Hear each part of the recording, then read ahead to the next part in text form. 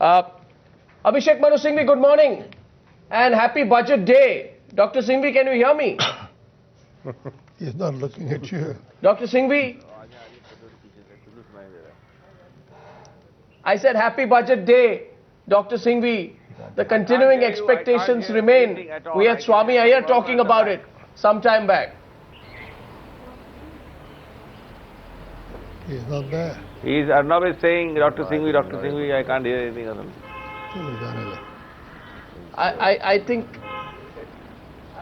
I think I'm not getting an audio line. I'm not clear whether I'm getting an audio line out there. But I want to just say, as I wait to be connected once again with Abhishek Manu Singhvi, those are pictures there. We're waiting for Pranab Mukherjee to come out of North Block, and he seemed very exuberant as he went in this morning. And as we wait for him to come out, Meghnad, you wanted to come in here on the political issues which Pranab Mukherjee has to handle. Let me try to see if I can go back once again to Abhishek Manu Singhvi. Dr. Singhvi, good morning. What are the expectations of this budget?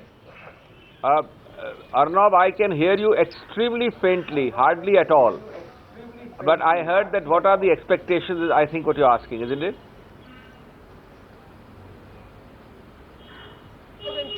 Now I can hear you. Dr. Singhvi, what will your government do for the Aam Aadmi in this budget? Well, obviously, none of us are meant to be astrologers and prophesiers, but we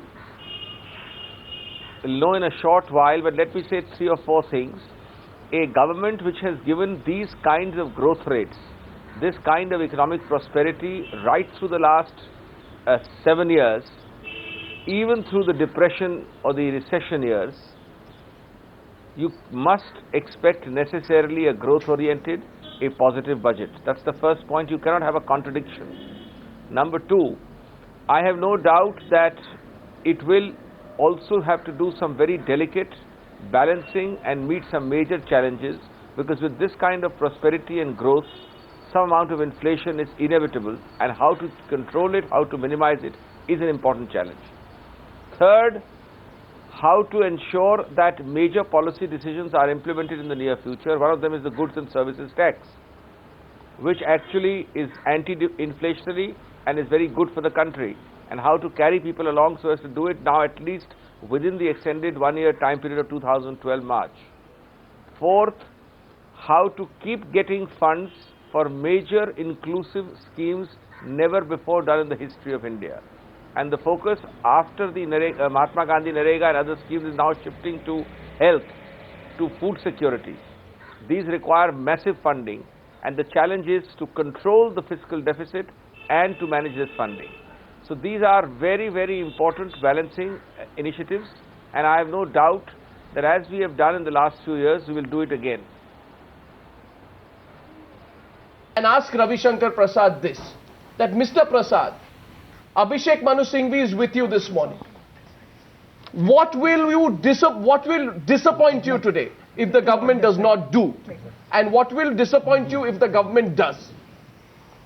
How would you not like to be disappointed this morning? Arnab, first of all, on the day of the budget, when the budget is yet to be presented, you need not play the role of an umpire, okay? Now, as far as our concerns are there, they are there. If we take a cue from the economic survey, 3 areas are very serious areas. One is the issue of inflation. The people are suffering, the poor people are suffering the most. Now we have the statement of the RBI governor and by the finance minister that the poor are eating more, therefore there is a food inflation. I fail to understand this logic. Are you going to say that the poor should not eat properly and you cannot provide for that? That is indeed a very sad comment, if I say with profound respect to the Reserve Bank governor and the finance minister. We would certainly like to see what roadmap is there, because containing inflation is very important, and we reject this premise that growth and inflation are integral to each other. No, they are not. It's a question of how you manage the economy. In the case of Vajpayee government, the prices were stable. The second issue is the issue of infrastructure. The economic survey confirms that the infrastructure is in a critical state. Now what, after all, infrastructure the country needs? Someone said 41 lakh crore rupees is needed to mount the infrastructure. But what the sad record is there already. All these things are also required to be seen as to how the finance minister addresses those issues.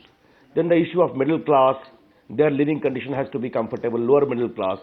And lastly, the agriculture sector, I must flag my concern. Now, Mr. Pranab Mukherjee always says on the world stage that we are not the cause for any regional imbalances on the global level. But what is the regional imbalance as far as India is concerned, he has to address. Now, if you see the GDP, nearly 60% of the GDP is coming from the service sector, comprising hardly 20% plus. And nearly 70% of population is only contributing 14% of the GDP, that is agriculture. Agriculture again is in a critical state. How you are going to address to mop up investment, to mop up development, to ensure that agriculture becomes a productive issue of development. These are larger issues which the budget had to address.